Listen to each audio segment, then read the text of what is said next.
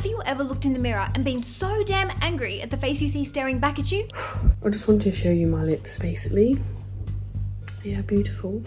That's a joke. They're very thin. Probably like the thinnest lips on this planet. But yeah, basically you don't have a top lip. I look so bad. Having a big nose is the worst thing ever. If you can see, yes, I do have a big nose. There were times where I prayed and I hoped that I would wake up with like lighter skin. I hate my eyes. I hate my natural colored eyes. You don't look like the girls that you see portrayed in the media with their button noses and their pouty lips and their big angelic eyes.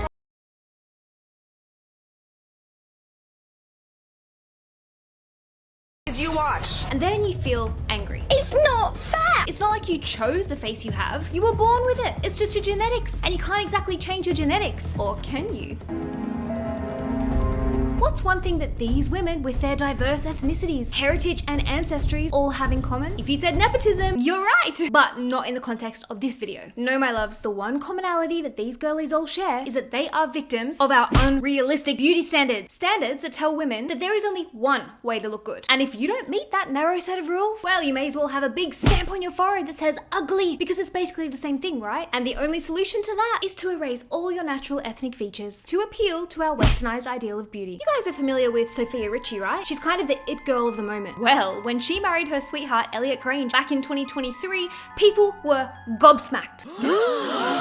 No, not at her choice of groom or what a beautiful bride she made, but in the fact that Sophia no longer resembled Sophia. Who the f was this imposter claiming to be Sofia Richie?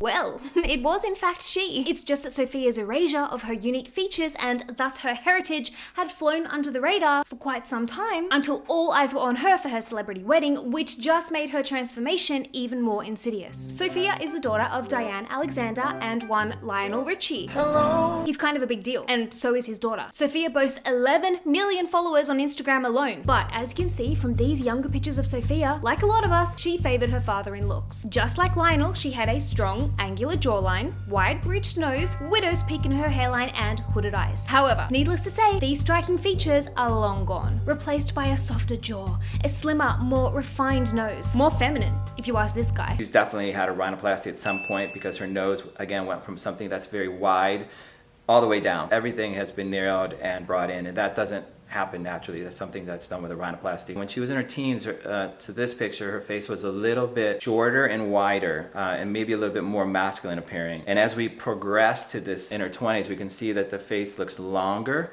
narrower, more feminine, more contoured. So overall, the overall effect of that is more elegant, pretty, more feminine. Heck, even her widow's peak is gone. The only original part of Sophia that was allowed to stay are her lips, because as we all know, big lips fit our current beauty standards, at least for now anyway. And Sophia had those naturally. But it's pretty bloody sad to me, and I don't know what you guys think, feel free to let me know in the comments, that we as a society praise girls for being pretty, but only once they've obliterated basically everything about them that made them unique to begin with. And an even sadder fact is that Sophia is not the only it girl to have fought her face. Look at the LA-based influencers Simi and Hayes. This is them. And just look at these ladies. Born to Palestinian parents, Simi and Hayes, aka Sama and Haya Abu Khadra, were not only blessed to be born rich, but they were also blessed in the looks department. These two girls embodied the beauty of a Renaissance painting. You know what a Renaissance painting is. You've likely seen reprints of these paintings hanging up in museums, your local doctor's waiting room, your dad's office. These ladies in these paintings were the epitome of the beauty standard back in the 14th and 17th century. And Simi and Hayes were like real-time replicas of these figures brought to life. That hair, those eyes, those long elegant noses. It's like Botticelli created them himself. These girls were like walking pieces of fine art. But now, in 2025, those girls are long gone. And in their place is the new, improved Simi and Hayes. And as you can see, there is very little left of their original features. Their noses have been halved in size, their eyes snatched upwards, their lips resized. Even their curly long hair is no more, replaced by a very chic, straight LA bob. I think this Instagram user summed it up pretty perfectly. Now don't get me wrong, don't start yelling at me in the comments, please. I will be the first to agree that the girls look utterly stunning now. But I am not going to sit here and lie, because otherwise what's the point of filming this bloody video? I think it's a damn shame that the girls felt the need to reconstruct their faces in the first place, let alone in a way that essentially removes all indication of their ancestry and heritage, especially considering that now their Palestinian heritage is something that they are fiercely and outspokenly proud of. Given what Palestine is currently going through, the girls are very vocal on their Instagram account in support of their ancestral land, which is nice. We love to see it. But what's a little bit depressing to me, and you guys might feel the same, is that had Simi and Hayes felt that pride and connection to their ancestry prior to rearranging their faces, they might never have done it. Like, why would you willingly choose to erase all the features that come from the ancestors that you are so proud of? Oh, I know why. It's because our society is harsh and our beauty standards are even harsher. And given that the girls wanted to carve a career in the makeup and beauty industry as influencers, DJs, and cosmetic brand moguls, they were gonna have to fit the beauty standards first. Because let's be really real, despite the fact that the girls might have originally looked like an expensive piece of art, that kind of beauty doesn't translate to what we accept today. Sure, they might have met the beauty standards to an absolute T back in the 1600s, but this kind of look today isn't gonna buy you it girl status. Harsh, but true. And sadly, Simi and Hayes aren't the only girls of Palestinian heritage who felt that their features didn't live up to today's beauty standards. Recognize this girl? Yeah, that's their good friend Bella Hadid, who also began life looking very much like her Palestinian ancestors, a heritage that she too is fiercely proud of. Bella was like a copy and paste replica of her older half-sister Alana Hadid, who just so happened to look very much like her father, Muhammad Hadid, who in turn looked very similar to his father, Anwar Muhammad Hadid. It's kind of how genetics work. Now, Bella, just like Simi and Hayes, is very vocal about the fact that she is very proud to be Palestinian and very proud of her Palestinian ancestors, often posting pictures of them to her Instagram and showing robust support of her father's country of birth. But it's a bit perplexing, isn't it? How can you be so proud of your ancestors, but then do absolutely everything in your power to ensure that you look nothing like them? And when I thought about the subject more, I was like, it's quite interesting that Bella is the only sister who felt the need to have plastic surgery. Because do you know who didn't have surgery? Gigi. Because Gigi didn't need to. When somebody's looking for a brunette with blue eyes, Gigi's not gonna get the job. If they're looking for all-American girl, they're not gonna hire Bella. Unlike Bella, Gigi was born with the blonde hair and big blue eyes, a tiny button nose, and the perfect body. So much so that she ended up modeling for Sports Illustrated at the tiny age of 18, which is a bit... I don't know, like I know she's technically an adult in these shots, but 18 seems a little young to me to be posing like this for what is essentially a lads mag, let alone these pictures for Guess. Honestly guys, I went down a bit of a rabbit hole here. Here she is in a Then and Now campaign to celebrate the fact that she's been modeling for Guess since she was 2 years old. But this cute little picture of her as a toddler is juxtaposed with a topless picture of her at 19. It's like, look at me, I'm 2 and now I'm 19 and I have boobs. I like Gigi and this is not her fault. I blame the parents and whoever orchestrated this photo shoot. It's a bit questionable. Anyway, moving on. Bella, on the other hand, did not inherit her mother's Dutch genes the way that Gigi did, and was, in her own words, the ugly sister, the brunette. And that's not a nice way to feel. I speak from experience, especially as a young woman growing up in Hollywood with everyone altering and tweaking their features to fit this manufactured illusion of perfection. And so, what does Bella do to remedy this face that she was genetically given? Well, just like her friends Simi and Hayes, Bella decided to, at a startlingly young age, might I add, she was 14, undergo plastic surgery to remove her ethnic features and replace them with more socially acceptable, beauty standard passable features. She swapped the nose of her ancestors for this tiny little upturned one. Her hooded, downturned eyes became slanted and cat-like. Even her jawline became thinner and more angular. This is also sad to me. Not because she looks awful now or anything like that, like the girl's literally a supermodel now. However, she says herself that she regrets getting her nose job because she wishes she'd kept the nose of her ancestors because she thinks she would have grown into it. Isn't hindsight a brilliant thing? But when you're still in fight your face mode, it can lead to you making awful mistakes that you then regret, like Bella, by erasing the evidence of your ancestry and heritage, like Isa Gonzalez here. Isa Gonzalez, who is known for her beauty and success as a singer and actress, hails from Mexico. And indeed, she is a beauty, with her angular jawline, supermodel cheekbones, and cat-like eyes. However, this is not what Isa was naturally supposed to look like. This is what Isa looked like before plastic surgery. And I know, she looks beautiful. She looks amazing, like she's utterly stunning. But if you ignore the physical, on an emotional level, it's kind of a shame. Naturally, like a lot of us, Isa closely resembled her father Carlos Gonzalez, who tragically died in a motorbike accident when Isa was 12. What a joy and privilege it must be to resemble so closely someone that you loved so much that is no longer here. But unfortunately, if you want to be in Hollywood, and a famous actress at that, no one cares if you look like your beloved father. They just want you to look like a variation of everyone else. And so, just like the other girls, Isa slowly began to change her face, so much so that she barely resembles the girl girl that she once was. And look, her work is wonderfully done. She looks gorgeous. But who are we to be making these lovely ladies feel that they need to change the very essence of who they are to begin with? What better way to enhance your own beautifully unique features than to adorn your face with tinted skincare? Enter this video's sponsor, Typology. The Typology Tinted Trio is the dream combination if you want to achieve that glowy, barely there, you, but better look. The tinted serum is the ultimate product for those of us who may not have naturally flawless, perfect skin, like I've got rosacea, but you also don't want to wear a full coverage foundation on the reg. It's formulated with vitamin C, squalane, and aloe vera to deeply nourish your skin. Think the most dreamy, hydrating skincare serum, but with the added benefit of a tint, so that your skin still looks like skin, but with the most beautiful, light coverage to even out your skin tone and give you that healthy glow. Like, just look at this, guys. It doesn't look like I've got makeup on, because I don't. This is purely a skincare serum with a hint of coverage, and just look at my skin. Then, to help you look super well rested, like you've had the most glorious sleep of your life and have never even heard of the word stress, the Typology Tinted Concealer is enriched with caffeine and niacinamide to reduce the appearance of dark circles and puffiness while you're wearing it. But get this, because it's actually an under eye skincare serum, not makeup, you're getting all the benefits of under eye coverage and brightening, but it's actually working on your dark circles and puffiness long term. I am obsessed with the Typology Tinted Lip Oil. You've got active ingredients like squalane, jojoba oil, and vitamin E to hydrate and nourish your lips so they're super juicy and plump. But then, because it's Typology and they don't do things in halves, you have the most perfect tint of color. You got 5 shades to choose from, but my personal favorite is plum purple. But the icing on the cake is these 2 products here, the Typology Serum Mascara and the Typology Glow Drops. These glow drops are your best friend if you want that illuminated glass skin look. You can use them alone, mix them in with your tinted serum, or apply them to the high points of the face as a natural highlight like I do. Infused with antioxidants and aloe vera, the glow drops, just like all of Typology's products, give you immediate results but are also working on your skin health at the same time. And the mascara?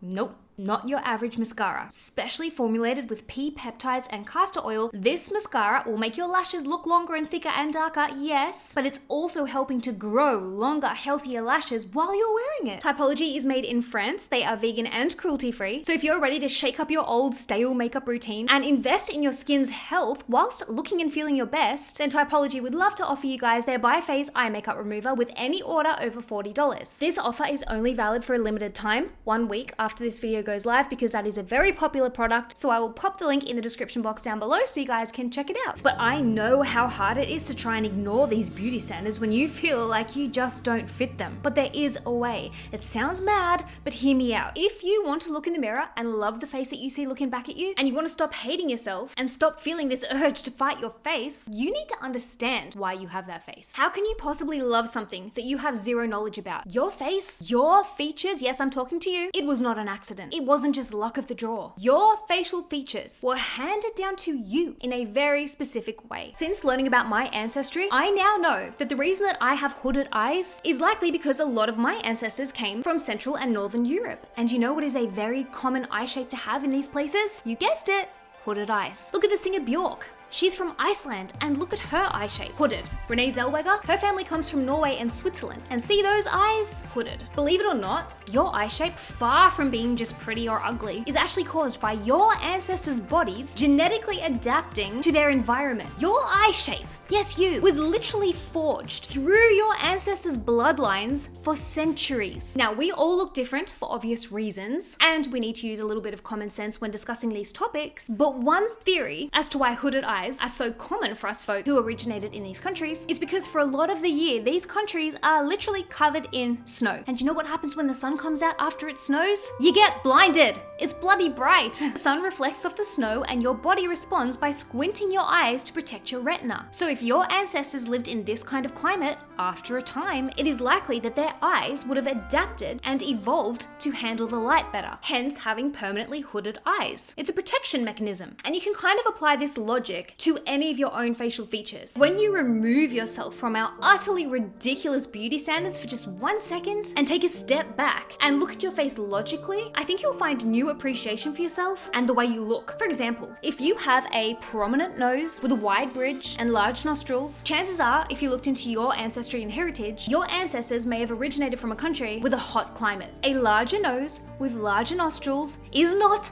ugly. You do not need a nose job. This kind of nose shape is perfectly designed for breathing in hot, humid air, because a small nose with thin nostrils is literally designed in this way to warm up very cold air before it gets to the sensitive tissues of your lungs. If your family lived for generations and generations in a hot climate, they would not want to have the stereotypically beauty standard approved tiny, thin, upturned button nose that is genetically adapted to warm up cold air, because the air they were breathing in was already hot. They wouldn't want to make it hotter. And now we're being told that that nose shape is ugly and you need a nose job if you want to be pretty. And it's a bloody shame, because those noses literally tell the story of your ancestors, and that's pretty damn special. However, if you have a long straight nose that, I don't know, has a hump in the middle like this girl, I know you probably don't believe me, because this nose, unfortunately, is the most popular nose shape to undergo rhinoplasty. But trust me when I say you do not need a nose job on a nose like this. Far from being a flaw on your face, this nose is intelligent, not to mention beautiful. There is a theory, which makes sense if you think about it, that if you were born with a Roman nose, which is what this nose shape is technically called, your ancestors may have come from a climate that was hot,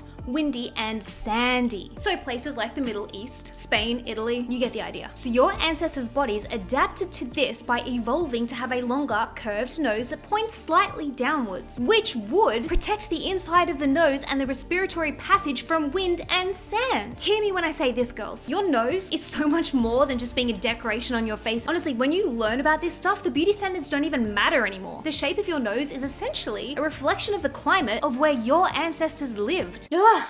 Now, fast forward back to 2025, where we're all trying to force our faces that originated in all different parts all over the world to fit one strict set of rules. You realize just how damn crazy we're acting. It literally makes no sense. They're setting us up to fail. And it's the same with your skin tone. I don't know if you guys know, but I've mentioned in previous videos, and you can probably see it for yourselves, oh, look how sweaty I am. It's bloody boiling up here. I have pretty pale, like I do tan in the sun, but my skin is typically pale and very pink toned, and I used to hate that. But then I learned through doing my ancestry that my skin is the color it is because a lot of my ancestors originated from Scotland and England, where typically, obviously not everyone, common sense, but a lot of people genetically have pale skin with pink undertones. The sun is very weak over there on that side of the world, and so if your ancestors lived there for centuries, they would need to have pale skin in order to absorb adequate amounts of vitamin D from the weak sunlight. If the people living in Scotland back in the day, say the bloody 1600s, if they had really deep skin tones, they would probably struggle back then, before supplements existed, to absorb the amount of vitamin D that they needed from the sun. So they adapted to have pale skin. However, if you have a really deep skin tone or olive skin, there is a high likelihood that your family came from a climate where the sun and the UV rays were a lot stronger. So you didn't want to have pale skin, you wanted to have melanin, because that would protect you from the harsh sunlight. And that goes for your eye color too. If your genetics originated in a hot country, having darker eyes helped protect your eyes from the sun and UV rays. Whereas if your family came from places like Ireland or Germany, you quite likely have a lighter eye color. And it makes perfect sense when you stop and think about it. Our bodies are so smart, yet we don't give them enough credit. And now we're telling women that you can only be beautiful if you have this skin color. Not too pale, not too deep. This eye color, this nose shape. It's some bullshit. And if you're like me and you discover through doing your ancestry that your ancestors actually came from all different places over the world, like I did a DNA test and I think it was 7 different regions that my ancestors came from, your face is probably going to be a reflection of that too. And so you'll look like a combination of all your ancestors' heritages put together. Or on the other hand, you might favor one or the other. Like you might have a Roman nose with really full lips and pale skin. Or you may have darker skin and a tiny button nose. And yet in 2025, you're told that your facial features don't work. They don't fit. They might be okay individually, but all put together, your face is a mess. Well, I'm here to tell you that it is not. Your face is the way it is because you have been designed through thousands of years to look this way. To summarize, you look the way you do and you have the face and the features that you do because you are a combination of hundreds of thousands of people who had to fight through battles and wars and famine and disease and plagues and blizzards and wild animals trying to eat them and dangerous forms of travel to stay alive in order to have babies who had babies who had babies who ended up having you. Your perfectly unique face is a combination of the faces of all your ancestors. And your ancestors are likely all looking down at you from wherever they are, admiring how beautiful you are.